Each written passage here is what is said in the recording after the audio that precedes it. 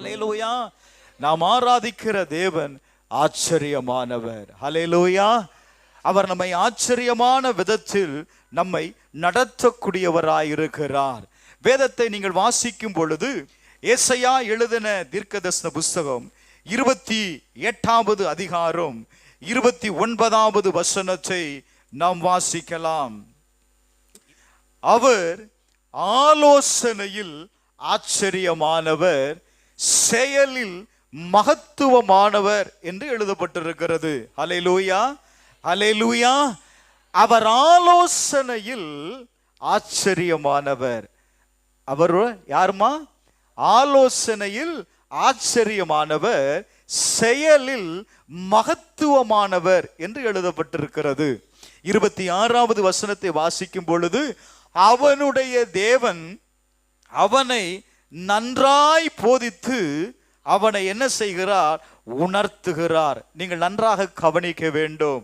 இன்றைக்கு வேதம் சொல்லுகிறது, தேவனுடைய ஆலோசனை எப்படிப்பட்டதா இருக்குமா? ஆச்சரியமானவைகளாயிருக்கும்.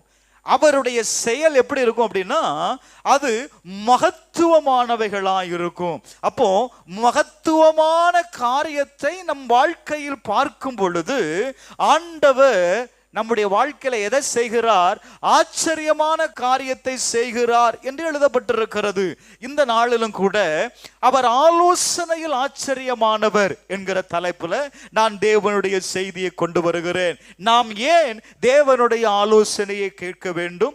தேவனுடைய ஆலோசனையில் என்ன இருக்கிறது? தேவனுடைய ஆலோசனையில் இருக்கிறதான ஆசீர்வாதங்கள் என்ன என்பதை குறித்து உங்களோடு கூட வேதத்திலிருந்து நான் சில காரியங்களை பகிர்ந்து கொள்ள விரும்புகிறேன். வேதம் நன்றாய் சொல்லுகிறது, அவனுடைய தேவன், நாம் ஆராதிக்கிற தேவன் நம்மை நன்றாய் போதித்து அவனை என்ன செய்கிறார்? உணர்த்துகிறார். அவரை என்ன செய்கிறார்? உணர்த்துகிறார். சில நேரத்தில் ஆண்டவர் சில காரியங்களை உணர்த்தும் பொழுது நாம் அறிந்து கொள்ள வேண்டும், இது யார் கொடுக்கிற ஆலோசனை? கர்த்தர் கொடுக்கிற ஆலோசனை. ஏன்? நம்முடைய வாழ்க்கையில ஆலோசனை இல்லாததுனால சில காரியங்களில் நாம் தோல்வி அடைந்து விடுகிறோம். சில காரியங்களில் வெற்றி அடைய முடியவில்லை. சில காரியத்தில் ஜெயத்தை பார்க்க முடியவில்லை. என்ன இல்லை? ஆலோசனை இல்லை. தோல்வி அடைஞ்சிட்டோம் அப்படின்னா உடனே சொல்றோம், நீ முதல்லையே என்ன செய்திருக்கணும்? ஆலோசித்து இந்த காரியத்தை செய்திருக்கணும். இல்லைன்னா மற்றவர்களிடத்துல ஆலோசனையை கேட்டு நீ என்ன செய்திருக்கணுமா? இந்த காரியத்தை செய்திருக்க வேண்டும் என்று சொல்லி சொல்லுகிறார்கள். நன்றாக கவனியுங்கள். அப்படின்னா கர்த்தருடைய ஆலோசனை எப்படி இருக்கும்? ஏன் அவருடைய ஆலோசனையை நான் கேட்கணும்? யோபு பக்தன் சொல்லும்போது, யோபுவின் புஸ்தகம் 6வது அதிகாரம் அதனுடைய 13வது வசனத்தை நீங்கள் வாசிப்பீர்களே, ஆனால் எனக்கு உதவியானது ஒன்றும் இல்லை அல்லவோ, சகாயம் என்னை விட்டு நீங்கிற்று. சகாயம் என்னை விட்டு நீங்கிற்று. எனக்கு உதவி எதுவுமே கிடைக்கல. நான் ஆண்டவரை தேடினேன், எல்லாரும் எனக்கு ஆலோசனை கொடுத்தார்கள், எல்லாவற்றையும் நான் செய்து பார்த்தேன், ஆனா எனக்கு என்ன இல்லை? உதவி இல்லை. ரெண்டாவது சொல்றான், சகாயம் என்னை விட்டு என்ன செய்துட்டு? நீங்கி விட்டதே. சில நேரத்துல சில காரியங்களை செய்கிறோம், ஆனா அதுக்கு என்ன கிடைக்க மாட்டேங்குது? தேவனிடத்திலிருந்து சகாயத்தை நாம் பெற்றுக்கொள்ள முடியல. என்ன காரணம்? ஏன் தேவன் நாம் செய்கிறதை ஆசீர்வதிப்பதில்லை? யோபு 12வது அதிகாரம் 16வது வசனத்துல அவர் சொல்லும் பொழுது, அவர் இடத்தில் என்ன இருக்கா? பலனும் ஞானமும் உண்டு என்று சொல்லுகிறார். வாசிங்க 12வது அதிகாரம் 16வது வசனத்தை வாசித்து பாருங்க. அவரிடத்தில் பலனும் ஞானமும் உண்டு. யாரிடத்தில்? தேவனிடத்தில் என்ன இருக்கிறது? பலனும் ஞானமும் இருக்கு. அடுத்த வார்த்தை சொல்லுகிறது, மோசம் போகிறவனும் மோசம் போக்குகிறவனும் யார் கையில் இருக்கிறா? அவருடைய கையின் கீழ் இருக்கிறார்கள். சில நேரத்தில் நம்முடைய காரியம் ஏமாந்துருதோம். எவனாவது ஒருத்தன் ஏமாத்திட்டு போயிடுறான். என்ன காரணம்? நான் யார்கிட்ட ஆலோசனை கேட்கல, ஏதோ ஒரு ஆலோசனையை கேட்டதுனால நான் என்ன செய்துட்டேன்? நான் மோசம் போகிட்டேன். சொல்றோமா இல்லையா? அவன் என்னை ஏமாத்திட்டான் பாஸ்டர், அவன் ஏமாத்துவான்னு எனக்கு தெரியாது, நான் அவனை நம்பினேன். நல்ல கவனிங்க. நீதிமொழிகள் 2வது அதிகாரம் 7வது வசனத்தை வாசிக்கும் போது, அவர் நீதிமான்களுக்கென்று மெய் ஞானத்தை வைத்திருக்கிறார். நல்ல கவனிங்க, அந்த வார்த்தையை பிரிச்சு படிங்க. யாருக்கு வைத்திருக்கிறாரா? நீதிமானுக்கென்று மெய் ஞானத்தை வைத்திருக்கிறார். உத்தமமாய் நடக்கிறவர்களுக்கு அவர் யாராய் இருக்கிறாரா? கேடகமாய் இருக்கிறாரா? என கண்பானவர்களே, ஆண்டவர் மெய் ஞானத்தை வைத்திருக்கிறார். ஆண்டவரிடத்தில் என்ன இருக்கிறது? ஞானம் இருக்கிறது.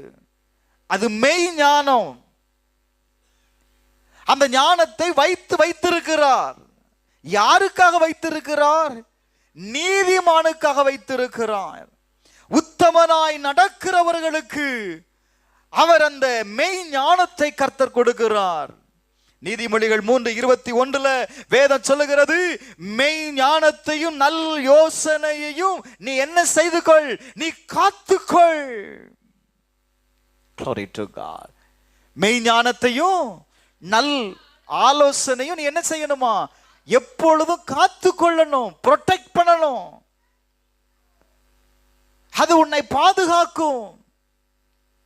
நீதிமொழிகள் 8வது அதிகாரம் 14வது வசனத்தில் நீங்க வாசிக்கும் பொழுது அங்க எழுதப்பட்டிருக்கிறது, ஆலோசனையும் மெய்ஞானமும் என்னுடையவைகள். யாருடையவைகள்? ஆலோசனையும் மெய்ஞானமும் என்னுடையவைகள். இது யார் சொல்லுகிறது? ஆண்டவர் சொல்றாரு. ஞானம் என்னுடையது, ஆலோசனை என்னுடையது, நானே புத்தி, வல்லமை என்னுடையது. Glory to God.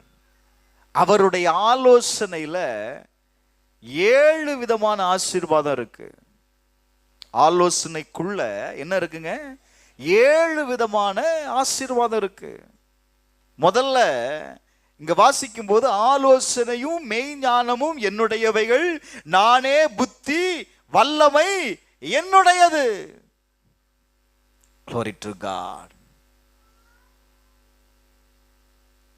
வேதம் சொல்லுது, யோபுவின் புஸ்தகம் 37வது அதிகாரம் 23வது வசனத்தை வாசித்து பார்க்கும் பொழுது, நல்ல மனுஷனுடைய நடைகள் கர்த்தரால் உறுதிப்படும், அவனுடைய வழியின் மேல் அவர் யாரா இருக்கிறார்? சொல்லுங்க, அவர் பிரியமாயிருக்கிறார். அவர் அவனை ஒடுக்க மாட்டார். சங்கீதங்களின் புஸ்தகம் 92வது அதிகாரம் 5வது 6வது வசனத்தை நீங்கள் வாசித்து பார்ப்பீர்களே ஆனால் அங்கே எழுதப்பட்டிருக்கிறது, மிருக குணமுள்ள மனுஷன் அதை அறியான், மூடன் அதை உணரான், துன்மார்க்கன் புல்லை போல தலைத்து அக்கிரமக்காரர் யாவரும் செழிக்கும் போது அது அவர்கள் என்றென்றைக்கும் அழிந்து போவதற்கு என்னவா இருக்குமா? ஏதுவா இருக்கும். 5வது வசனத்தை வாசித்து பாருங்க, உமது கிரியைகள் எவ்வளவு மகத்துவமானவைகள், உமது யோசனைகள் மகா ஆழமானவைகள். கர்த்தருடைய யோசனை எப்படிப்பட்டதா? ஆழமானது. அதற்கு அளவே கிடையாது. There is no measurement. அளவே இல்லாத யோசனையை கொடுக்கிற தேவன். Glory to God. ஆனா யார் இந்த ஞானத்தை கேட்க மாட்டாங்களாம்? மிருக குணமுடையவன். சில நேரத்தில் சில நபரை பார்த்து நம்ம சொல்றோம் பாருங்களேன், மிருக குணம் உடையவனா இருக்கிறான்ல. மிருகத்தினுடைய சுபாவம், மிருகத்தினுடைய கேரக்டர், அவனுக்குள் வந்து விடுகிறது. அவன் என்ன செய்ய மாட்டான், அவனுக்கு இந்த ஞானம் எல்லாம் பெருசா தெரியாது. Glory to God. வேதம் சொல்லுகிறது, அதே நீதிமொழிகள் 18வது அதிகாரம் 1வது வசனத்துல சிலரை நீங்க பார்ப்பீங்க அப்படின்னா, அவர்கள் எல்லா ஞானத்திலும் தலையிட்டு கொள்வார்கள்னு இருக்கு. இந்த மிருக குணம் உள்ளவன் தன்னை ஞானி என்று நினைத்து எல்லாவற்றிலையும் அவன் என்ன செய்வான், தானாய் முன் வந்து என்ன செய்வான் தெரியுங்களா, அவன் இடைப்பட்டு அந்த காரியத்தை செய்வான். எனக்கு எல்லாம் தெரியும். நல்ல கவனிங்க, இன்னைக்கு அநேகருடைய வாழ்க்கையில ஏன் இந்த காரியம் நடக்கிறது, ஏன் தேவனுடைய சகாயத்தை நாம் பெற்றுக்கொள்ளுகிறது இல்லை அப்படின்னா, ஏதோ சம்திங் ராங். நாம் யாருடைய ஆலோசனையை கேட்கறது இல்லை, தேவனுடைய ஆலோசனையை கேட்கறது இல்லை. அப்படியே யாராவது ஒரு ஆலோசனை கொடுத்தாலும் அந்த ஆலோசனையை நம்ம என்ன செய்கிறது இல்லைங்க, ஏற்றுக்கொள்ளுகிறது இல்லை. அவன் எல்லாவற்றிலும் தலையிட்டு கொள்ளுகிறான். மீகா எழுதின தீர்க்கதரிசன புஸ்தகம் 6வது அதிகாரம் 9வது வசனத்தை வாசிக்கும் போது, ஞானம் உள்ளவன், யாரு ஞானம் உள்ளவன் உம்முடைய நாமத்தை மதிப்பான். அப்ப யாரு தேவனுடைய நாமத்தை மதிப்பான், யாரு தேவனுடைய ஆலோசனையை கேட்பார்கள், யாரு? முன்னாடி எல்லாம் பார்த்தீங்கன்னா தேவனுடைய ஆலோசனையை கேட்பதற்கு, ஒரு காரியத்தை செய்வதற்கு முன்பதாக சபையில் இருக்கிற ஊழியர்கிட்ட வந்து கேட்பாங்க. இன்னைக்கு கேட்கறது இல்லை. இன்னைக்கு பிரச்சனை வந்தா மட்டும்தான் என்ன செய்யறாங்க, வந்து சொல்றாங்க. காரணம் என்ன? கொஞ்சம் யோசித்து பாருங்க. வேதம் சொல்லுகிறது, எப்பா ஞானம் என்னிடத்தில் இருக்கிறது, நீ தேவனிடத்தில் ஞானத்தை கேளு. ஏசாயா எழுதின தீர்க்கதரிசன புஸ்தகம் 9வது அதிகாரம் 6வது வசனத்தை வாசிப்பீர்களேயானால், அவருடைய நாமம் ஆலோசனை கர்த்தர் என்று எழுதப்பட்டிருக்கிறது. ஆண்டவர் சொல்லுகிறார், நீ என்னுடைய நாமத்தினால நீ எதையும் கேட்கல. ஜெபிக்கிறேன், ஆனா என் ஜெபம் கேட்கப்படல. ஜெபிக்கிறேன், மாற்றம் வரல. ஜெபிக்கிறேன், ஜெயம் வரல. என்ன காரணம்? ஆண்டவர் சொல்றாரு, என் நாமத்தினால நீ என்ன செய்யல, கேட்கல. அப்படின்னா என்ன அர்த்தம்? வேதம் சொல்லுகிறது, ஞானம் உள்ளவன் என் நாமத்தை என்ன செய்வானா, மதிப்பான். அப்படின்னா என்ன? நீ ஞானமா இருந்திருந்த அப்படின்னா யார்கிட்ட வந்து ஆண்டவர்கிட்ட ஆலோசனை கேட்டிருப்ப? கர்த்தர் தான். வேதம் சொல்லுகிறது, அவர் நமக்கு ஆலோசனையை கொடுக்கிறவர். அப்ப நான் யார்கிட்ட கேட்கணும்? எந்த ஒரு காரியத்தை செய்தாலும் நாம் தேவனிடத்தில் ஆலோசனையை கேளுங்க. எதை செய்தாலும் ஆண்டவர் கட்டாயம் உங்க வாழ்க்கையில நீங்கள் செய்ய வேண்டியதை உங்களை வசனம் சொல்லுகிறது, அவன் தேவன் என்ன செய்வாராம், அவனை நன்றாய் போதித்து அவனை உணர்த்துவார். யார் தேவன்? நீ ஆராதிக்கிற தேவன் உன்னை நன்றாக என்ன செய்வாரு, இந்த காரியத்தை இப்படி செய்ய, இந்த காரியத்தை செய்யாத அப்படின்னு அவர் என்ன செய்வார், உணர்த்துவார். அப்ப நான் என்ன செய்யணும்? கர்த்தருடைய ஆலோசனையை நான் கேட்கக்கூடியவனாயிருக்க வேண்டும். எல்லாவற்றிலேயும், எல்லாத்திற்கும் நீ யாருடைய ஆலோசனை கேட்கணும்? கர்த்தருடைய ஆலோசனையை கேட்கணும். ரைட். இந்த ஆலோசனைக்குள்ள 7 விதமான ஆசீர்வாதம் இருக்கிறது. கர்த்தருடைய ஆலோசனைக்குள்ள அவரிடத்தில் ஆலோசனை கேட்கணும்னு சொன்னேன். இந்த ஆலோசனையில் 7 விதமான ஆசீர்வாதம் இருக்கிறது. நம்பர் 1 பலன், நம்பர் 2 ஞானம், நம்பர் 3 ஆலோசனை, நம்பர் 4 மெய்ஞானம், நம்பர் 5 புத்தி, நம்பர் 6 வல்லமை, நம்பர் 7 ஐஸ்வர்யம். வேதம் சொல்லுகிறது, அந்த ஆலோசனைக்குள்ள என்ன இருக்கிறதா? பலன் இருக்கிறது. சொல்லுங்க, ஆலோசனைக்குள்ள என்ன இருக்கு? சத்தமா சொல்லுங்க, என்ன இருக்கு? எனக்கு தேவையான பலனை என் ஆண்டவருடைய ஆலோசனையில் இருந்து நான் என்ன செய்ய முடியும்? பெற்றுக்கொள்ள முடியும். ஒரு காரியத்தை செய்வதற்கு வேண்டிய பலன் இல்லைன்னா உங்களால செய்ய முடியுமா? அப்ப என்ன தேவை? பலன் தேவை. என்னாகமம் 23வது அதிகாரம் 22வது வசனத்தை நீங்கள் வாசிக்கும் பொழுது அங்கே எழுதப்பட்டிருக்கிறது, தேவன் அவர்களை எகிப்திலிருந்து புறப்பட பண்ணினார், காண்டா மிருகத்திற்கு ஒத்த பலன் அவர்களுக்கு உண்டு. யாருக்கு? தம்மால் மீட்கப்பட்ட ஜனங்களுக்கு. இப்ப ஆண்டவர் எதை கொடுக்கிறார்? காண்டா மிருகத்திற்கு ஒத்த பலனை கொடுக்கிறார்.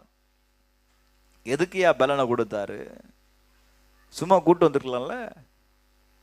24வது அதிகாரம் 8வது வசனத்தை சொல்லுகிறது, எகிப்திலிருந்து புறப்பட பண்ணினார், காண்டா மிருகத்திற்கு ஒத்த பலன் அவர்களுக்கு உண்டு, அவர்கள் தங்கள் சத்துருக்களாகிய ஜாதிகளை பட்சித்து அவர்கள் எலும்புகளை நொறுக்கி அவர்களை தங்கள் அம்புகளாலே என்ன செய்வார்கள்? எய்வார்கள். நல்ல கவனி. எதற்கு காண்டா மிருகத்தினுடைய பலனை ஆண்டவர் அவருக்கு கொடுத்தார்? அவர் போகிற பாதையில வருகிறதான சத்துருக்களை என்ன செய்வதற்காக? அழிக்கும்படி ஆண்டவர் பலனை கொடுக்கிறார். அப்போ உங்களுடைய விசுவாச பயணத்துல தேவனுடைய பலன் என்ன செய்யும் அப்படின்னா, உங்களுக்கு முன்பா இருக்கிற சத்துருக்களை அது அழிக்கும். நீங்க உபாகமும் 34வது அதிகாரம் அதனுடைய 7வது வசனத்தை வாசித்து பாருங்க. உபாகமும் 34வது அதிகாரம் 7வது வசனம். மோசே சொல்லுகிறான், 120 வயதாயிருந்தானாம், அவன் கண் இருள் அடையவும் இல்லை, அவன் பலன் என்ன செய்யல? சொல்லுங்கம்மா, அவனுடைய பலன் என்ன செய்யல? அவன் சாகிறது வர அவன் பலன் என்ன செய்யவில்லை? குறையவில்லை. அவனுக்கு பலன் இருந்ததுனாலதான் அந்த இஸ்ரவேல் ஜனங்களை அவனால வழி நடத்த முடிந்தது. எதிராய் வந்த போராட்டங்களை சந்திக்க முடிந்தது. எதிராய் வந்ததான சூழ்நிலைகளை அவனால என்ன செய்ய முடியாது? மாற்ற முடிந்தது. பிரச்சனை வரும் பொழுதெல்லாம், போராட்டங்கள் வரும் போதெல்லாம், எதிரி வரும் பொழுதெல்லாம், ஜனங்கள் முறுமுறுக்கும் பொழுதெல்லாம் அவன் எங்க போய் நின்னா? தேவனிடத்துல போய் நிற்கிறான். நான் என்ன ஆண்டவரை செய்யணும்? யார் ஆலோசனை கொடுத்தா? கர்த்தர் ஆலோசனை கொடுத்தார். ஆச்சரியமான விதத்துல ஜனங்களை அவன் நடத்தி சென்றான். கொஞ்சம் யோசித்து பாருங்கய்யா. கர்த்தருடைய பலன் உங்களோடு கூட இருக்குமே. ஆனால் இன்னும் வாசிங்க, 2 நாளாகமம் 13:8. கர்த்தருடைய ராஜ்யத்திற்கு விரோதமாக நீங்கள் பலன் கொள்ளலாம் என்று நினைக்கிறீர்கள். நீங்கள் ஏராளமான கூட்டம். நல்ல கவனிங்க, நீங்க எதை நம்புறீங்க? நீங்க என்ன நம்புறீங்க? உங்களுக்கு கர்த்தருடைய ராஜ்யத்திற்கு விரோதமாக நீங்கள் பலன் கொள்ளலாம் என்று நினைக்கிறீர்கள். சில நேரத்தில் நம்ம நினைக்கிறோம், கர்த்தர் தான் நம்ம கூட இருக்கிறாரு, நம்ம இந்த காரியத்தில் சக்சஸ் பண்ணிடலாம். ஃபெயில் ஆயிருது. என்ன காரணம்? அந்த வசனம் சொல்லுது, நீங்க எரபயாம் உங்களுக்கு தேவர்களாய் உண்டாக்கின பொன் கன்று குட்டிகள் உங்களிடத்தில் இருக்கிறது. தேவன் அல்லாத வேற தேவர்கள் உங்கள் நடுவில் இருக்கிறார்கள். அப்படி இருக்கும் பொழுது எப்படி தேவனால் நீங்கள் பலன் கொள்ள முடியும் என்று நீங்கள் நம்புகிறீர்கள்? சொல்றது புரியுதா? சில நேரத்துல எதை நம்புறோம்? தேவன் பலன் செய்வார்னு நம்புறோம், என்னால மேற்கொள்ள முடியும்னு நம்புறோம். ஆனா எது தடையா இருக்கு அப்படின்னா, உங்களுக்குள் அந்த காரியத்துல ஏதோ ஒரு காரியம் விக்கிரமாய் இருக்கிறது. Glory to God. சங்கீதங்களின் புஸ்தகம் 28வது அதிகாரம் 8வது வசனத்தை நீங்கள் வாசிக்கும் பொழுது அங்கே எழுதப்பட்டிருக்கிறது, கர்த்தர் அவர்களுடைய பலன். அவர் என்ன செய்கிறாராம்?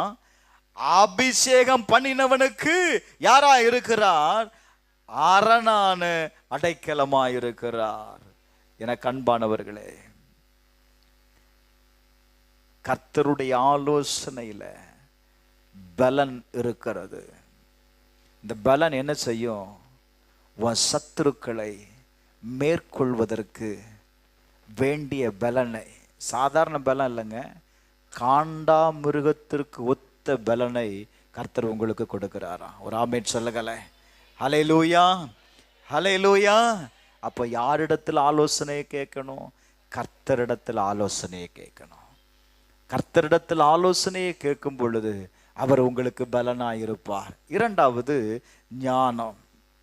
1 ராஜாக்களின் புஸ்தகம் 1 ராஜாக்கள் 4வது அதிகாரம் 30வது வசனத்தை வாசிக்கலாம். 1 ராஜாக்கள் 4வது அதிகாரம் 30வது வசனம். Glory to God. ஸ்தோத்திரம். சகல கிழக்கத்திய புத்திரரின் ஞானத்தையும் எகிப்தியரின் சகல ஞானத்தை பார்க்கிலும் சாலோமோனின் ஞானம் என்னதா இருந்தது? சொல்லுங்க. சிறந்ததா இருந்தது. சாலோமோனுடைய ஞானம் என்னவா இருந்தது? சிறந்ததா இருந்தது. அதே 1 ராஜாக்கள் 3வது அதிகாரம் 28வது வசனத்தை நீங்க வாசிக்கும் பொழுது, ராஜா தீர்த்த இந்த நியாயத்தை இஸ்ரவேல் எல்லாரும் கேள்விப்பட்டு நியாயம் விசாரிக்கிறதற்கு தேவன் அருளின ஞானம். யார் அருளின ஞானம்? அது எப்படி இருந்ததா? ஞானம் ராஜா தேவன் அருளின ஞானம் அவனுக்கு உண்டு என்று கண்டு அவர்கள் எல்லாம் என்ன செய்தாங்க தெரியுமா? அந்த ராஜாவுக்கு பயந்தார்கள். அப்போ உனக்கு ஞானம் இருக்கும் பொழுது அந்த ஞானம் என்ன செய்யும்? Glory to God. உங்களுக்கு வேண்டிய கனத்தை கொண்டு வரும். உங்களுக்கு இருக்கிற ஞானம் உங்களுக்கு வேண்டிய எதை கொண்டு வரும்? கனத்தை கொண்டு வரும். அப்ப ஞானம் முக்கியமா இல்லையா? வேதம் சொல்லுது, தேவன் அருளிய ஞானம். Glory to God. ஞானம்னா என்னன்னு நினைக்கிறீங்க? கடையில வாங்குற பொருளா? வேதம் சொல்லுகிறது, இந்த ஞானத்தை யார் வைத்திருக்கிறாராம்? அவர் வைத்திருக்கிறார். தேவனிடத்துல தான் அந்த ஞானம் இருக்கு. நீங்க புரிந்து கொள்ளுங்க. வேதம் சொல்லுகிறது, யோபுவின் புஸ்தகம் 28வது அதிகாரம் 28வது வசனத்துல, ஆண்டவருக்கு பயப்படுவதே ஞானம், பொல்லாப்பை விட்டு விலகுவதே புத்தி என்று எழுதப்பட்டிருக்கிறது. அப்ப ஞானம்னா என்ன? சொல்லுங்க. கர்த்தருக்கு பயப்படுகிறது தான் ஞானம். கர்த்தருக்கு பயப்படுகிறவனுக்கு தான் அவர் கேடகமாயிருக்கிறார். கர்த்தருக்கு பயப்படுகிறவனுக்கு தான் அவர் எதை வைத்திருக்கிறார்? மெய் ஞானத்தை வைத்திருக்கிறார். தோல்வி அடைந்த உடனே நம்ம சொல்ற பதில் என்ன தெரியுமா? ஞானம் இல்லாம செய்துட்டேன் பாஸ்டர். செய்ததுக்கு முன்னாடியே நான் என்ன செய்திருக்கணும்? யோசித்திருக்கணும். யோசிக்காம நான் என்ன செய்துட்டேன்? செய்துட்டேன். சில நேரத்தில் நம்ம சொல்றோமா?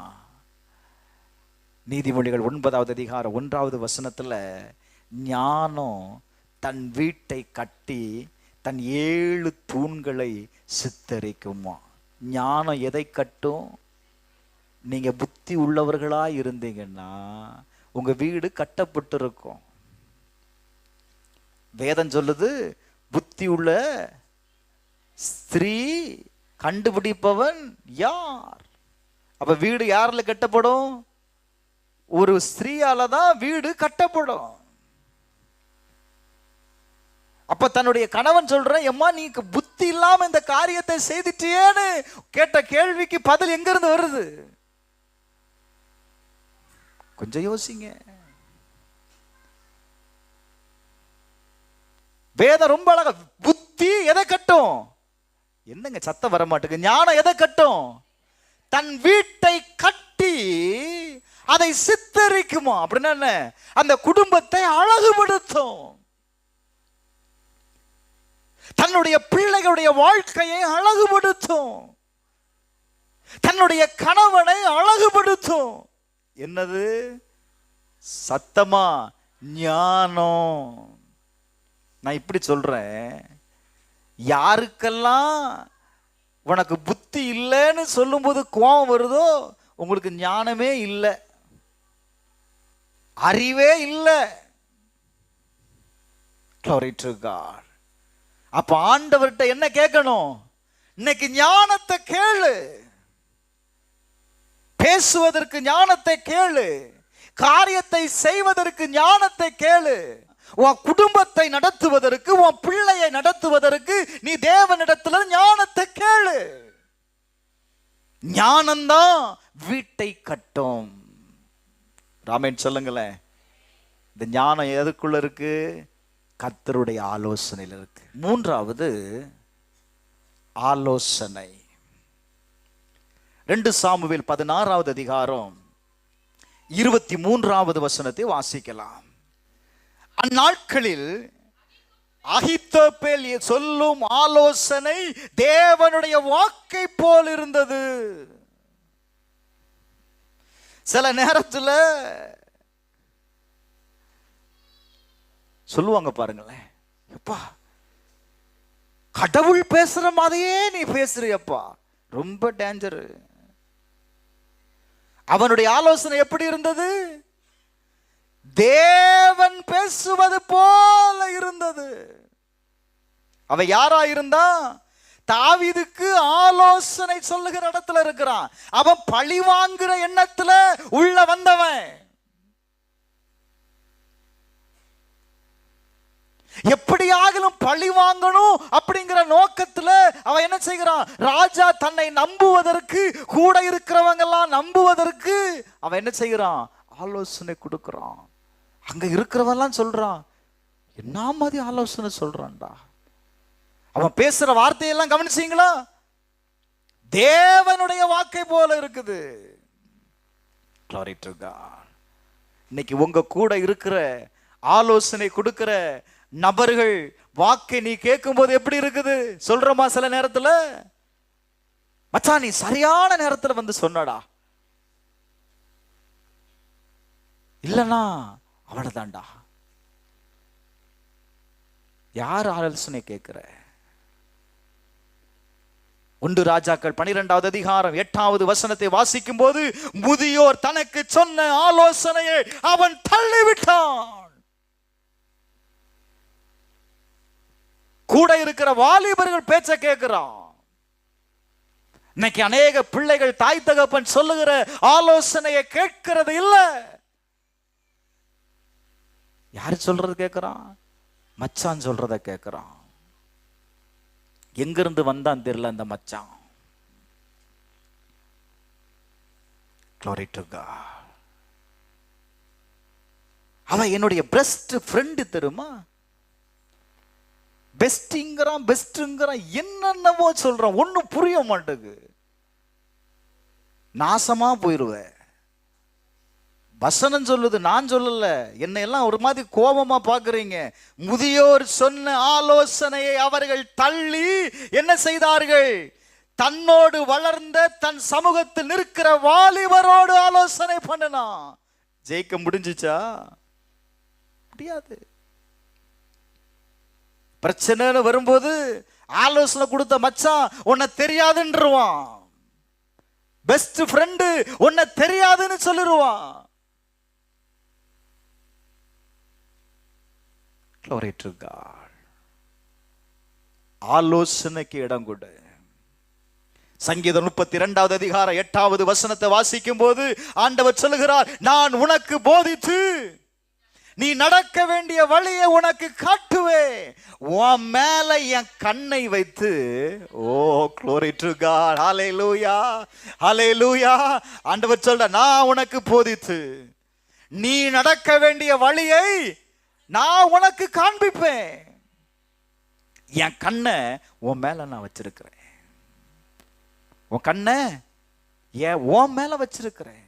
நீ விழுந்து விடக்கூடாது, நீ இந்த காரியத்துல தோல்வி அடைந்து விடக்கூடாது என்பதற்காக கர்த்தருடைய கண்கள் உன் மேல இருக்கு சிஸ்டர். நீதிமொழிகள் 15வது அதிகாரம் 22வது வசனத்தை நீங்கள் வாசித்து பார்க்கும்போது தெரியும். ஆலோசனை இல்லாமையினால் எண்ணங்கள் என்ன அடையாமல் போகிறது, சித்தியாமல் போகிறது. அல்லோ, ஆலோசனை இல்ல, ஏன் உன் காரியம் வாய்க்க மாட்டுக்கு? ஏன் தேவனிடத்திலிருந்து சகாயத்தை உன்னால பெற்றுக்கொள்ள முடியல? ஆலோசனை இல்ல. ஆலோசனைக்காரர்கள் அநேக பேர் இருந்தா அங்க என்ன உண்டாகுமா? அந்த காரியம் உறுதிப்படும், அந்த காரியத்துல நீ சக்சஸ் ஆக முடியும். ஏன் ஒரு நிர்வாகத்துல ஆலோசனை கொடுப்பதற்காக சிலரை வைத்திருக்கிறாங்க? யோசித்து பாருங்க. அப்ப ஆலோசனை உங்க வாழ்க்கையில இருக்குன்னா உங்க வாழ்க்கையில glory to God, ஆசீர்வாதத்தை நீங்கள் பெற்றுக்கொள்ள முடியும். வசனம் சொல்லுகிறது, ஆலோசனை இல்லாததுனால தான் எண்ணம் நிறைய இருக்கு. அப்படி பண்ணணும், இப்படி பண்ணணும், அதை செய்யணும், இதை செய்யணும் அப்படின்னு எண்ணம் நிறைய இருக்கு. ஆனா எண்ணம் என்ன செய்ய மாட்டுக்கு? வாய்க்க மாட்டுக்கு. என்ன காரணம்? ஆலோசனை இல்லை. அப்படியே ஆலோசனை கேட்டாலும் நம்ம கூட வச்சிருக்க மச்சான், அவன்கிட்ட தான் போய் ஆலோசனை கேட்கிற. மச்சான், நான் இதை செய்ய போறேன்டா. அவன் சொல்லுவான், நீ செய்டா, வார இடத்துல பார்த்துக்கிடலாம். 2 பேரும் நடுத்தருள் நிற்பான். கொஞ்சம் நல்ல கவனி. ஆலோசனை யார்கிட்ட கேளு? தேவன்கிட்ட கேளு. உனக்கு வேண்டிய ஞானத்தை அவர் வைத்திருக்கிறார். ஆலோசனை இல்லாத இடத்துல ஜனங்கள் சீர்கட்டு போவார்கள். கர்த்தர்ட்ட கேளு, ஞானத்தை கேளு. glory to God. 4வது மெய் ஞானம். மெய் ஞானத்தை நான் வைத்திருக்கிறேன்னு சொல்றாரு. அப்புறம் மெய் ஞானம் அப்படின்னா அப்புறம் இன்னொரு ஞானமும் இருக்கு இல்ல? என்னங்க, மெய் ஞானம்னு ஒண்ணு இருந்தா பொய் ஞானம்னு ஒண்ணு இருக்கு, டூப்ளிகேட் ஒண்ணு இருக்கு. நான் இந்த மெய் ஞானத்தை, இது யார்கிட்ட இருக்கு? தேவன்கிட்ட இருக்கு. ஒரு சமயம் மெமரி பிளஸ் அப்படின்னு ஒரு கேப்சூல்ஸ் வந்துச்சு. உங்களுக்கு ஞாபகம் இருக்கான்னு தெரியல, அது ரொம்ப வருஷத்துக்கு முன்னாடி. அதை போட்டா 3 மாசம் போட்டா உன் புள்ள அறிவா வந்துருமா. அது இந்த எக்ஸாம் நேரத்தில் பாருங்க, அந்த மெடிசன் ரொம்ப சேல்ஸ் ஆகும். புள்ள அறிவாயம் வந்துச்சு. 6 மாசம் போட்ட புள்ள கணக்குல 12 மார்க்கு. அறிவு எங்க போச்சு? அது எதை நம்பிட்டு இருந்தது? மெமரி பிளஸ் நம்புச்சு. எதை நம்பல? தேவனை நம்பல. இன்னும் சில ஆள் இருக்கிறான், படிக்கவே மாட்டான். ஏசப்பா என்னை எப்படியாயிலும் பாஸ் பண்ணிருங்க ஏசப்பா. எப்படியா நடக்கும்? என் பிள்ளைக்கு எப்படியாவது நல்ல புத்தியை கொடுத்து அவன் இந்த எக்ஸாம்ல எப்படியாவது பாஸ் ஆயிட்டோம். இந்த அம்மா உபவாசம், கதை ஓடுங்கிறீங்க. மெய் ஞானத்தை யார் வைத்திருக்கிறா? தேவன் வைத்திருக்கிறார். யாருக்கு வைத்திருக்கிறார்? நீதிமானுக்கு வைத்திருக்கிறார். நீதிமானுடைய சந்ததிக்கு வைத்திருக்கிறார். ஏங்க, உலகத்திலேயே அறிவாளி யாரு தெரியுமா? யூதனுங்க. அவ இல்லாத எந்த துறையும் கிடையாது. உலகத்திலேயே பணக்கார யாரு தெரியுமா? யூத.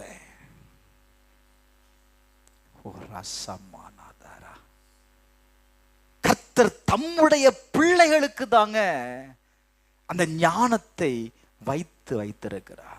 புரிஞ்சுக்குவோம். மெய் ஞானம் என்னிடத்தில் இருக்கிறது. அடுத்த வசனம் சொல்லுகிறது, நானே புத்தி. கேளு, உனக்கு தான் புத்தியே இல்லையே, வேலை செய்ய மாட்டேன், கேளு ஆண்டவர்கிட்ட. புத்தினா என்ன? இந்த காரியத்தை இப்படிதான் செய்யணும்னு தெரிகிறதுக்கு தான் புத்தி. அதான் அறிவு. வேலை செய்ய மாட்டேங்க, கேளு ஆண்டவர்கிட்ட. ஆண்டவரே புத்தியே இல்லை ஆண்டவரே, கேளு, தப்பே கிடையாது. ஆண்டவர் சொல்றார், நானே உனக்கு புத்தி. இப்போ இயேசுவே உங்க புத்திக்குள்ள வந்துட்டாருன்னு வைங்களேன். இயேசுவே அப்படித்தானப்பா அர்த்தம். நானே புத்திங்கிறாரு, நானே அறிவுங்கிறாரு. இப்ப அவருடைய அறிவு உனக்குள்ள வந்துருச்சு அப்படின்னா இப்ப நீ யாரை போல மாறிடுவ? என்னங்க புரியலையோ? இப்ப இருக்கிற சமுதாயத்துல இந்த அப்பா அம்மா இருக்கிறாங்கல்ல, அப்பா அம்மா பேரண்ட்ஸ், அவங்களுக்குள்ள இருக்கிற அறிவை பிள்ளைக்குள்ள திணிக்கணும்னு நினைக்கிறாங்க. அவன் எனக்கு தான் வரே மாட்டேங்கிறான், என்னை விட்டுருங்கிறான். டேய், ஆண்டவர் சொல்றார் ரொம்ப சிம்பிள்ப்பா, நானே புத்தி, நானே அறிவு. நான் உன் வாழ்க்கையில வந்துட்டேன் அப்படின்னா நீ இந்த காரியத்தை புத்தியா செய்திருவ. அல்லேலூயா சொல்லுங்களேன். அல்லேலூயா, அல்லேலூயா. அப்ப ஒரு காரியத்தை செய்வதற்கு யாரு தேவை சொல்லுங்க? தேவனுடைய ஆலோசனை தேவை. ஆண்டவர்கிட்ட கேளு, அறிவை கேளு, புத்தியை கேளு. ஆறாவது வல்லமை. ஆலோசனை எதை செய்யும் தெரியுமா? வல்லமையை வெளிப்படுத்தும். ஒரு ஆமென் சொல்லுங்களேன். அல்லேலூயா, அல்லேலூயா, அல்லேலூயா. வல்லமை அப்படிங்கிற வார்த்தைக்கு பவர். அது இயற்கைக்கு அப்பாற்பட்ட காரியத்தை அது செய்யக்கூடிய வல்லமை எதற்குள் இருக்கு தெரியுமா? ஆலோசனையில் இருக்குங்க. ஒரு காரியத்தை சக்சஸ் பண்ணுவதற்கு என்ன தேவை தெரியுமா? ஆலோசனை தேவை. கர்த்தர் உங்க வாழ்க்கையில அற்புதத்தை செய்வதற்கு என்ன தேவை தெரியுமா? ஆலோசனை தேவை. ஏங்க கடல்ல பயணம் பண்ணிட்டு இருக்கிறாங்க. ஆண்டவர் சொல்லுகிறாரு, புயல் அடிக்குது, நீ அங்க அந்த துறைமுகத்துக்கு நீ போகாத, அங்க போனா உங்களுக்கு சேதம் உண்டாயிரும், நீ திரும்புங்கிறாரு. கொஞ்சம் நல்ல கவனி. மாலுமி சொல்றான், நம்ம எல்லாம் சாக போகிறோம். ஆனா அவன் சொல்றான், நம்ம இங்க இருக்கிற இந்த கப்பல்ல இருக்கிற யாரும் என்ன செய்ய மாட்டோம், சாக மாட்டோம். காரணம் என்ன? தேவனுடைய வல்லமை, தேவனுடைய ஆலோசனை எனக்கு வந்துருச்சு. அந்த துறைமுகத்துக்கு நீ போகாம உன்னுடைய கப்பலை டைரக்ஷனை திருப்பு. சேதம் வந்துச்சாங்க. பவுல் போய் சேர வேண்டிய இடத்திற்கு போய் சேர்ந்தான். There is a power. வல்லமை வெளிப்படணுமா? நெருக்கமான நேரத்தில், கஷ்டமான சூழ்நிலைகள்ல தேவனுடைய ஆலோசனையை கேளு. ஆண்டவரே நான் என்ன செய்யணும் கேளு. கட்டாயம் ஆண்டவர் வாழ்க்கையில மாற்றத்தை கொண்டு வருவார். ஒரு சேதமும் வராது. அவன் சொல்றான், கப்பல் சேதமே அன்றி ஒருவனுக்கு என்ன உண்டாகாது, உயிர் சேதம் ஆகாது. காரணம் யார் பேசிட்டா? கர்த்தர் பேசிட்டாரு. கர்த்தர் ஆலோசனை சொல்லிட்டாரு. அந்த ஆலோசனைப்படி நம்ம செய்தா நம்ம எல்லாரும் என்ன செய்திடலாம்? உயிர் பிழைத்திடலாம். கர்த்தருடைய ஆலோசனை கேளு. கடைசியா ஏழாவது ஐஸ்வர்யம். ஏங்க அவருடைய ஆலோசனையில என்ன இருக்கான்? ஐஸ்வர்யம் இருக்குங்க. அப்படி ஆலோசனையில என்ன இருக்கு? எங்க உங்களுக்கு வேண்டிய பணம் இருக்குன்னு சொல்றேன், ஐஸ்வர்யம் இருக்கிறது. வேதம் சொல்லுகிறது, ரோமர் 11வது அதிகாரம், ரோமர் 11:33, தேவனுடைய ஐஸ்வர்யம் ஞானம் அறிவு என்பவைகளின் ஆழம் எவ்வளவாயிருக்கிறது. அவருடைய ஐஸ்வர்யத்தின் ஆழம் அளவே கிடையாது. நோ லிமிட், அளவே கிடையாது. அவருடைய வழிகள் ஆராயப்படாதவைகள். கர்த்தருடைய சிந்தையை அறிந்தவன் யாரியா? அவருடைய ஆலோசனையை அறிந்தவன் யார்?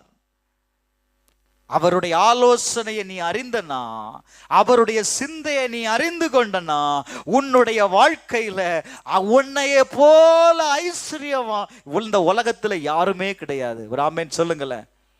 எங்க நான் உங்களை ஐஸ்வர்யவான்னு சொல்றேன். ஆமேனா? சந்தோஷமா சொல்லு. ஹல்லேலூயா, ஹல்லேலூயா. என் தகப்பன் ஐஸ்வர்யவானா இருக்க நான் பிச்சைக்காரனா இருக்க மாட்டேன். என் தகப்பன் யாரு? அவர் ஐஸ்வர்யம் உள்ளவர். அவருடைய ஐஸ்வர்யத்தை எனக்கு கொடுத்துட்டு என்னுடைய வாழ்க்கையில் இருக்கிற தரித்திரத்தை அவர் எடுத்துக்கொண்டார். ஒரு ஆமென் சொல்லுங்களேன். ஹல்லேலூயா. அப்ப ஏன் பாஸ்டர் இன்னைக்கும் நான் தரித்திரனா இருக்கிறேன்? கேள்வி வரணும்ல. எனக்குள்ள இருக்கிற தரித்திரத்தை எடுத்து அவருடைய ஐஸ்வர்யத்தை எனக்கு என்ன செய்துட்டாரு? கொடுத்துட்டாரு. அப்புறம் இன்னைக்கும் நான் தரித்திரனா இருக்கிறேன்னு என்ன காரணம்? அவரா காரணம்? நம்மளா காரணம்? எரேமியா எழுதின தீர்க்கதரிசன புஸ்தகம் 32வது அதிகாரம் 19வது வசனம். யோசனையில் பெரியவரும் செயலில் வல்லவருமாய் இருக்கிறீர். நம் தேவன் யாரு? யோசனையில், சொல்லுங்க எல்லாம் சொல்லுங்க, யோசனையில் பெரியவர், செயலில் வல்லவர். யோசனையில பெரியவர். அதனாலதான் ஆண்டவர் சொல்றாரு, உன் யோசனையை விட ஏன் யோசனை பெருசு, உன் நினைவை விட ஏன் நினைவு பெருசு. நீ ரொம்ப சின்னதா ஒரு குறுகிய வட்டத்துல நீ இருக்கிற.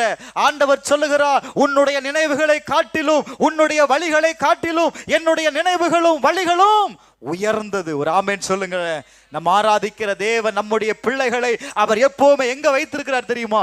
உயரத்தில் வைத்திருக்கிறார். ஒரு ஆமென் சொல்லுங்களேன். ஹல்லேலூயா. 1000 பேர் இருக்கிற இடத்துல நீதான் உயர்ந்தவன். அடுத்த வார்த்தை சொல்லுது, அவன் அவனுக்கு. யாருக்கு சொல்லுங்க?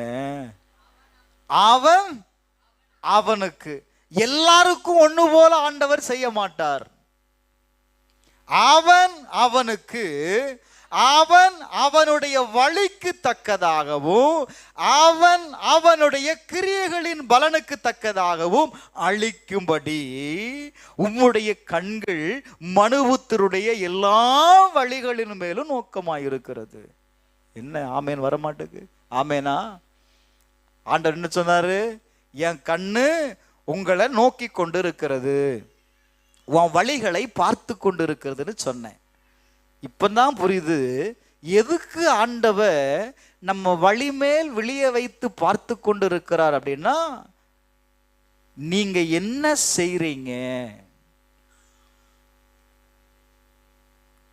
அவன் அவனுக்கு, அவன் அவனுடைய வழிகளுக்கு தக்கதாக, அவன் அவனுடைய கிரியைக்கு தக்கதாக பலன் அளிக்கும்படி அவருடைய கண்கள் யார் மேல இருக்குப்பா? என் மேல இருக்கு. என் மேல கர்த்தருடைய கண் இருக்கு. என் வழிகளில் கர்த்தருடைய கண் இருக்கு. அவருடைய யோசனையை கேட்டு அவருடைய ஆலோசனையை கேட்டு நான் செய்வேன்னா என் வழிகள் வாய்க்கும். என் வழிகள் வாய்க்கும். என் கிரியைக்கு தக்க பலனை ஆண்டவர் கட்டாயம் செய்வார். நம்ம என்ன நினைக்கிறோம்? என் வழி தனி வழி பாஸ்டர், என் வழி, நான் யார் பேச்சையும் இன்னும் சொல்றான், என் பேச்ச நானே கேட்கறது இல்ல பாஸ்டர். பின்ன எப்படி அவர் சொல்றத நான் கேட்பேன்? பெத்த புள்ள சொல்லுதுங்க, என் பேச்ச நானே கேட்க மாட்டேன், அவர் சொல்றத நான் ஏன் கேட்கணும்? கேட்காத போ. நாளைக்கு பண்ணிக்கு வைக்கிற தவிட்ட திங்கும் போதுதான் அப்பனுக்கு ஞாபகம் வரும். அன்னைக்கே அப்பா சொன்னார கேட்கலையே, அப்பந்தான் புத்தி தெளிவு அடையும். நல்ல கவனி. அவன் அவன் வழிக்கு தக்கதாக கர்த்தர் எதை கொடுப்பார்? என்னங்க சத்தம் வரமாட்டுக்கு? பலனை கொடுப்பார். ராமேன் சொல்லுங்களேன். ஐஸ்வர்யத்தை கொடுப்பார். ஆண்டவரே சொல்ற, நீ கொடுத்து பாரு, பரலோகத்தில் இருக்கிற வாசல் திறக்குமா இல்லையான்னு நீ பாருங்கிறாரு. நம்மாளு எங்க வானம் திறக்குது? வானத்தை பார்க்கிறான், திறக்குமா? ஆண்டவர் என்ன சொன்னாரு? பரலோகத்தில் இருக்கிற வாசல் திறக்கும்படி நீ என்ன செய், உன்னுடைய தசம பாகத்தை கொடுங்கிறாரு. நம்ம என்ன செய்யறோம்? அதை வஞ்சித்து வைக்கிறோம். வசனம் சொல்லுது, அது பரிசுத்தமானது, அது கர்த்தருடையது, அது கர்த்தருக்குரியது. நம்ம நினைக்கிறோம் நம்ம பணத்தை அவருக்கு கொடுக்கிறோம் நினைக்கிறோம். இது முற்றிலும் தவறு. ஒருவனுக்கு சம்பாதிப்பதற்கு பலனை கொடுக்கிறது யாரு? கர்த்தர். அப்ப இந்த பணத்தை சம்பாதிப்பதற்கு ஆண்டவர் தான் உதவி செய்திருக்கிறார். இப்போ இந்த பணம் யாருடையது? கர்த்தருடையது. அப்ப கர்த்தர் என்ன செய்கிறார்? அதிலிருந்து ஒரு பங்கு குடியா. 100 பங்கையுமா கேட்டாரு? ஒரு பங்கு. எதற்காக தெரியுமா? என்னை கனம் பண்ணும்படி. இன்னைக்கு சங்கீதத்தில் வாசித்தோம், கர்த்தர் நம்முடைய பலிகளை விரும்புகிற தேவன். ஆனா நீதியாய் செய்கிற பலியை கர்த்தர் விரும்புகிறார். கடைசியா ஒரே ஒரு வசனத்தை மட்டும் வாசித்து நம்ம முடிக்கலாம். அவன் அவனுக்கு, அவன் அவனுடைய வழிக்கு தக்கதாக பலன் அளிப்பார். வேதத்துல ஒரு மனுஷன் இருந்தான், சாலமோன் என்கிற ஒரு மனிதன் இருந்தான். இப்ப ஆண்டவர் வாசிங்க, 1 ராஜாக்கள் 3வது அதிகாரம் 5வது வசனத்தை வாசிங்க.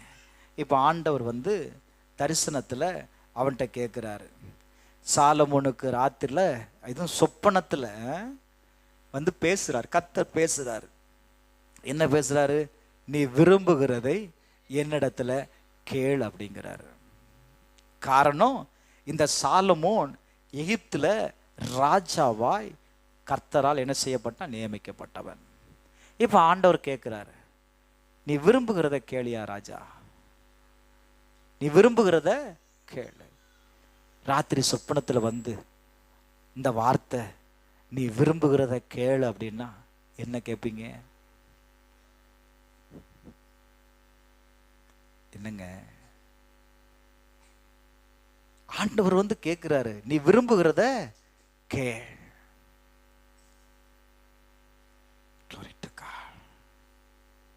அப்ப அவன் சொல்றான் ஆண்டவர்கிட்ட, ஆண்டவரே, உமது ஜனத்தை நியாயம் விசாரிக்க, நன்மை தீமை இன்னதென்று வகையறுக்க அடியனுக்கு ஞானமுள்ள இருதயத்தை தாரும். எதை கேட்டான்? எதமா கேட்டான்? ஞானமுள்ள இருதயத்தை கேட்டான். ரொம்ப சின்ன வயசுலேயே நான் வந்துட்டேன், இந்த ஜனங்களை வழி நடத்துவதற்கு எனக்கு ஞானத்தை தாரோன்னு கேட்கிறான். இப்படி கேட்டது ஆண்டவருக்கு என்னவா இருந்ததா? ரொம்ப சந்தோஷம். பா, ஞானத்தை கேட்டானே. ஆண்டவர் சொன்னார், நானே ஞானம், நானே அறிவு, என்னவே அவன். ஆண்டவரை, நீர் எனக்குள்ள வந்துட்டீங்கன்னா இந்த ஜனங்களை நான் ஈஸியா என்ன செய்ய முடியும்? ஓ க்ளோரி டு காட், ஆளுகை செய்ய முடியும். ஒரு ஆமென் சொல்லுங்களேன். அல்லேலூயா. இப்ப கேட்கிற, ஆண்டவரே எனக்குள்ள வந்துருங்க. ஆண்டவரே, ஞானம் யாருப்பா? அவர் தானே. எனக்கு ஞானத்தை தாங்க ஆண்டவரே என்ன கேட்கிறான். வேதம் சொல்லுது, தேவன் அவனை நோக்கி, நீ உனக்கு நீடித்த நாட்களை கேளாமலும் ஐஸ்வர்யத்தை கேளாமலும் உன் சத்துருக்களின் பிராணனை கேளாமலும் இந்த காரியத்தை கேட்டு கேட்டு நியாய விசாரிப்பதற்கு ஏற்ற ஞானத்தை உனக்கு வேண்டிக் கொண்டபடியால் உன் வார்த்தையின்படி நான் செய்தேன். உன் வார்த்தையின்படி சொல்லுங்க. உன் வார்த்தையின்படி, உன் வார்த்தையின்படி. எது? ஞானம். ஆண்டவர் அடுத்த வார்த்தை 13வது வசனம் நினைக்கிறேன், அங்க எழுதப்பட்டிருக்கிறது, எப்பா நீ கேளாத ஐஸ்வரியத்தையும் மகிமையையும் உனக்கு தந்தேன். ஒரு ஆமென் சொல்லுங்களேன். அல்லேலூயா, அல்லேலூயா. ஆண்டவரே எனக்கு பணத்தை தாரு, பணத்தை தாரு, பணத்தை தாரு. பணத்தை கேட்காத, ஞானத்தை கேளு. ஞானம் பணத்தை கொண்டு வரும், ஞானம் செல்வத்தை கொண்டு வரும். ஞானத்தை கேளு. ஞானம் இல்லாததுனாலதான் பணத்தை நீ விட்டுட்டு இருக்கிற, ஞானம் இல்லாததுனாலதான் நஷ்டம் அடைகிற. ஞானத்தை கேளு. அந்த பிசினஸை செய்வதற்கு வேண்டிய ஞானத்தை கேளு, குடும்பத்தை நடத்துவதற்கு வேண்டிய ஞானத்தை கேளு, பிள்ளைகளை நடத்துவதற்கு வேண்டிய ஞானத்தை கேளு. கட்டாயம் ஐஸ்வர்யம் வரும். ஆண்டவர் சொல்றாரு, நீ கேட்காத ஐஸ்வர்யத்தை நான் உனக்கு தருவேன். நம்புறீங்களா? அடுத்த வார்த்தை சொல்லுது, எப்பா உன் நாட்களில் இருக்கிற ராஜாக்களில் ஒருவனும் உனக்கு உனக்கு நிகரா ஒருத்தர் இருக்க முடியாது. அப்படிப்பட்ட ஞானத்தை ஆண்டவர் அவனுக்கு கொடுத்தார். உங்களுக்கு ஒரு விஷயம் தெரியுமா? இவனுடைய ஞானத்தை கண்டு பக்கத்து நாட்டில் இருக்கிற ராஜாக்கள் எல்லாம் வந்து செல்வங்களையும் பொன்களையும் காணிக்கையாய் கொடுத்துட்டு போறான். ஓ glory to God. இதுல ஞானத்தை கண்டு, ஞானத்தை கண்டு. உனக்குள்ள ஞானம் இருக்குன்னா பக்கத்துல இருக்கிறவன் பாக்கெட்ல இருக்கிற பணம் உன் பாக்கெட்ல வந்துடும். என்ன இருக்கணும்? ஞானம் இருக்கணும். அவன் அவனுக்கு, அவன் அவனுடைய வழிகளுக்கு தக்கதாக நான் என்ன செய்வேன்? பலன் அளிப்பேன். இவ்வளவு ஞானம் உள்ள இந்த சாலமோன் வாழ்க்கையில் தன்னை மிகவும் ஞானவானா எண்ணி என்ன செய்தான் தெரியுமா? ஏன்னா ஆண்டவரே சொல்லிட்டாரு, உனக்கு நிகரா யாருமே இல்லை. பா என்ன ஒரு மரியாதை! பக்கத்தில் இருக்கிற ராஜாக்கள் எல்லாம் இவன் ஞானத்தை ஆச்சரியப்படுறாங்க. சகோதரா, சகோதரி, என்ன நடந்தது தெரியுமா? கர்த்தருடைய ஆசீர்வாதத்திற்குள் இருந்த சாலமோன் தன்னுடைய ஞானத்தை மிஞ்சி புறஜாதியாயிருந்த ஸ்திரீகளோடு கூட தொடர்பு கொண்ட பொழுது என்ன நடந்துச்சு தெரியுமா? அவன் விக்கிரகங்களை, கோயில்களை கட்ட ஆரம்பிச்சான். சாலமோன் கட்டின ஆலயத்துல தேவ மகிமை இருந்தது. அந்த ஆலயத்தை வந்து பார்க்க வந்தவெல்லாம் ஐஸ்வர்யத்தை கொண்டு வந்து கொட்டினான். ஆனா என்ன மிஞ்சின ஞானம் ஒருவனுக்கும் இல்லை அப்படிங்கிற எண்ணம் வந்துருச்சு. இந்த ஞானம் கொடுத்தது யாரு? கர்த்தர். இப்போ ஆண்டவரை விட தன்னை பெரியவனா பார்க்கிறான். ஆண்டவருக்கு இடம் கொடுக்கல, விக்கிரக தோப்புகளை உண்டாக்கினான். நடந்தது என்ன தெரியுமா? நடந்தது என்ன தெரியுமா? எல்லாவற்றையும் இழந்தவனாய் நடுத்தருவில் வந்து நின்னான். தாழ்மையா சொல்றேன், ஞானத்தை கேளு. கர்த்தருடைய ஞானம் ஆழம் ரொம்ப பெருசு. அப்படின்னா அதுக்கு மெஷர்மெண்டே கிடையாது. நீ ஞானத்தை கேட்டுக்கிட்டே இரு. நான் ஒவ்வொரு நாளும் ஆண்டவர்கிட்ட கேட்குறேன், இந்த ஊழியத்தை செய்வதற்கு ஞானத்தை தாங்கப்பா, பிரசங்கம் பண்ணுவதற்கு ஞானத்தை தாங்கப்பா, உங்களுடைய பிள்ளைகளுக்கு வார்த்தையை சொல்வதற்கு ஞானத்தை தாங்கப்பா. கேட்டுக்கிட்டே இருக்கிறேன். கேளு. கர்த்தருடைய ஞானம் உன் வாழ்க்கையில ஆச்சரியமானவைகளை கொண்டு வரும். ராமேன் சொல்லுங்களேன். ஹல்லேலூயா. அவர் ஆலோசனையில் ஆச்சரியமானவர், செயலில் மகத்துவமானவர். உங்க வாழ்க்கையில மகத்துவமான காரியத்தை பார்க்கணுமா? கர்த்தருடைய ஆலோசனையை கேளு, ஊழியக்காரனுடைய ஆலோசனையை கேளு. வேதம் சொல்லுகிறது, கர்த்தர் ஊழியக்காரனுடைய ஆலோசனை என்ன செய்வாராம் தெரியுமா? அவர் நிலை நிறுத்துவாராம். அந்த காரியத்தை கர்த்தர் வாய்க்க பண்ணுவாரா. ஏன்னா அது அவருடைய வார்த்தை அல்ல, தேவனுடைய வார்த்தை. கர்த்தருடைய ஆலோசனையை கேளுங்க. எந்த காரியத்தை செய்தாலும், எந்த காரியத்துக்காகவும் ஆலோசனை கேளுங்க. ஆண்டவர்கிட்ட கேளுங்க. செய்வதற்கு முன்பதாக கேளுங்க. செய்த பிறகு ஆண்டவரே நிற்காத. செய்ய போகிறதற்கு முன்பாக ஆண்டவர்கிட்ட கேளு. கட்டாயம் நீ செய்கிற செயல்ல மகிமையையும் மகத்துவத்தையும் நீங்கள் பார்ப்பீர்கள். ராமேன் சொல்லுங்களேன். அல்லேலூயா. அப்படி எல்லாரும் எழுந்து நிற்கலாமா? அவரிடத்தில் ஆலோசனையை கேளு. அவர் உன் தேவன். அவர் உன்னை நன்றாய் போதித்து அவர் உன்னை உணர்த்துவார். நீ நடக்க வேண்டிய வழிகளை உனக்கு காண்பிப்பார். நீ செய்ய வேண்டிய காரியத்திற்கு வேண்டிய பலனை உனக்கு தருவார். நீ செய்ய வேண்டிய காரியத்திற்கு வேண்டிய ஞானத்தை உனக்கு தருவார். நீ செய்ய வேண்டிய காரியத்திற்கு வேண்டிய ஆலோசனையை தருவார். நீ செய்ய வேண்டிய காரியத்திற்கு வேண்டிய மெய் ஞானத்தை தருவார். நீ செய்ய வேண்டிய காரியத்திற்கு வேண்டிய புத்தியை தருவார். நீ செய்ய வேண்டிய காரியத்திற்கு வேண்டிய வல்லமையை உனக்கு தருவார். நீ செய்ய வேண்டிய காரியத்துல உனக்கு ஐஸ்வர்யத்தை கர்த்தர் தருவார். கர்த்தருடைய ஐஸ்வர்யம் அது அளவிட முடியாததுப்பா. இன்னைக்கு ஆண்டவர்கிட்ட கேளு, ஞானத்தை கேளு. எத்தனை பேர் கேட்குறீங்க? எத்தனை பேர் இருதயத்தின் ஆழத்திலிருந்து கேட்குறீங்க? ஞானம் இல்லாம நான் செய்துட்டேன்ப்பா, அதனாலதான்ப்பா எனக்கு கடன் வந்துச்சு. ஞானம் இல்லாம நான் செய்ததுனாலதான் இந்த பிசினஸ்ல ஆண்டவரே நான் நஷ்டம் அடைஞ்சிட்டேன். ஆண்டவர்கிட்ட கேளியா, ஞானத்தை கேளியா. யாரும் வேடிக்கையை பார்க்காத. நீ யாரா எந்த இடத்துல இருந்தாலும் சரி, 1000 பேர் உனக்கு கூட வேலை செய்யறாங்களா, அந்த 1000 பேரை விட நீ சிறந்தவனா அந்த இடத்துல இருக்கணும். நீ ஞானம் உள்ளவனா இருக்கணும். அல்லேலூயா. உன் குடும்பம் ஞானம் உள்ளவளா இருக்கணும். ஆண்டவர்கிட்ட கேளுங்க சிஸ்டர். ஆண்டவர் என் குடும்பத்தை கட்டி எழுப்புவதற்கு வேண்டிய ஞானத்தை தாங்க ஆண்டவரே. என் குடும்பத்தை கட்டி எழுப்புவதற்கு வேண்டிய ஞானத்தை தாரும் ஆண்டவரே. என் பிள்ளைய வளர்க்கக்கூடிய ஞானத்தை தாங்க ஆண்டவரே. கேளுமா தாயே, கேளு கேளு. பிள்ளைக்காக நீ கண்ணீர் வடிக்கிறல்ல, கேளு. என் பிள்ளைய வளர்க்கக்கூடிய ஞானத்தை தாங்கப்பா. என் பிள்ளைக்கு ஞானத்தை தாங்க ஆண்டவரே. என் பிள்ளையோடு பேசக்கூடிய ஞானத்தை எனக்கு தாங்க ஆண்டவரே.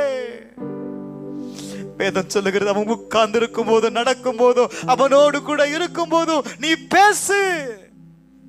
இன்னைக்கு நிறைய பெற்றோர்கள் பிள்ளைகள்கிட்ட பேசுறது இல்லை. காரணம் என்ன தெரியுமா? பேசுவதற்கான ஞானம் இல்லை. ஞானத்தை கேளு சிஸ்டர், பிரதர், ஞானத்தை கேளு. ஐஸ்வர்யம் வாழ்க்கையில வரும், ஆலோசனை வரும். வேதம் ரொம்ப தெளிவா சொல்லுகிறது, நீ ஆலோசனை இல்லாம இருக்கிறதுனாலதான் என்னெல்லாம் இருக்கு. என்ன இருக்கு? சம்பாதிக்கணும், நல்ல குடும்பம் நடத்தணும், பிள்ளைகளுக்கு நல்ல படிப்பை கொடுக்கணும், நல்ல ஆசீர்வாதமா இருக்கணும், கார் வாங்கணும், வீடு கட்டணும். என்ன இருக்கு? என்ன வாய்க்கிலேயே என்ன சித்திக்காம போகுது. என்ன காரணம்? ஆலோசனையை கர்த்தர்ட்ட கேளு. கார் வாங்குவதற்கு ஆலோசனையை கர்த்தர்ட்ட கேளு. பைக் வாங்குவதற்கு ஆலோசனையை கர்த்தர்ட்ட கேளு. வீடு கட்டுவதற்கு ஆலோசனையை கர்த்தர்ட்ட கேளு. கடனை அடைப்பதற்கு ஆலோசனையை கர்த்தர்ட்ட கேளு. கேளு சகோதரா, பயத்திறந்து கேளு. நீ கர்த்தர் உன்னை ஒரு விடுவிக்க போகிறா. கர்த்தர் உன்னை விடுவியாக்க போகிறா. அவருடைய ஞானம் உன் குடும்பத்தை கட்டி எழுப்ப போகிறது. ஒரு ஆச்சரியமான விதத்துல உன் குடும்பத்தை நடத்துவதை உன்னால பார்க்க முடியும். அவர் ஆச்சரியமானவர். ஆச்சரியமான காரியத்தை கர்த்தர் வாழ்க்கையில செய்வாராக. சம்பாதித்தாலும் தேவனுடைய ஞானத்தை மாத்திரம் சம்பாதித்துக் கொண்டு நீர் எங்களுக்கு ஏற்படுத்தின அந்த ஐஸ்வர்யத்தை நாங்கள் பெற்றுக்கொண்டு ஐஸ்வர்யமுள்ள ஒரு குடும்பமாய் நாங்கள் வாழ்வதற்கு எங்களை அர்ப்பணிக்கிறோம். கேட்ட வசனம் முகாந்திரம் எங்களுடைய வாழ்க்கையில நீர் பெரிய காரியங்களை செய்யும். தொடர்ந்து எங்களுடைய வாழ்க்கையில் ஐஸ்வர்யம் கனமும் என்றென்றும் தங்கி இருக்கும்படியாக உடைய கருத்துக்கு நேராக அர்ப்பணிக்கிறோம். மீட்பர் இரட்சகருமாயிருக்கிற இயேசுவின் மூலம் ஜெபிக்கிறோம் நல்ல பிதாவே.